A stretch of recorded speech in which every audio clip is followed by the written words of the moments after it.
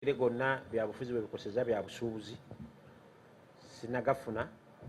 naye nga gavumenti tumanye koze enteekateeka nnungi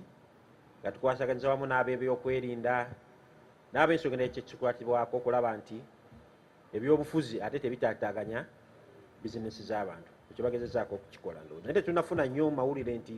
oba bizinesi zino zikoze bwe ziti tubadde tukyali bulungi era tusaba tugendera awo bwe tutyo.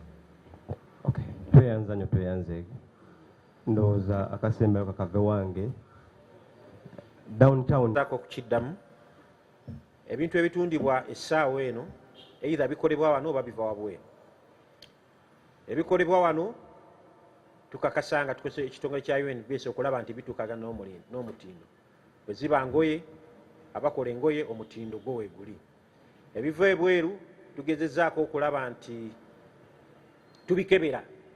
tebinaba kukola ki kuyingira wano n'olwekyo bibyo naye era ne baga biyiseewo kyenagambe tutuyinawo abatambula mu ngeri yonna okulaba ensonga y'okubeera nti abantu bali mu makubo nakinsonga sinza okuba tayiri directly ku ministry ya KCCA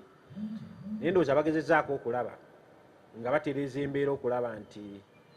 obusuubuzi butambula bulungi. Ku nsonga ya Christmas ministry ebakubiriza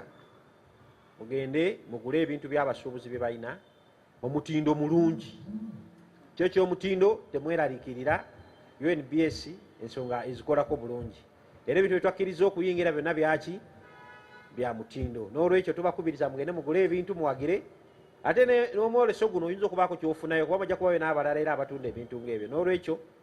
tubasaba mugende mugule mulabe ebintu naye oba tewekakasiza mutindo enamba weeziri UNBS eyina enamba ya bwereere toll free namba tujja giwa omukulu oyo obanga olina ekikusumbuye basobola okukuyambako mu nsonga yaki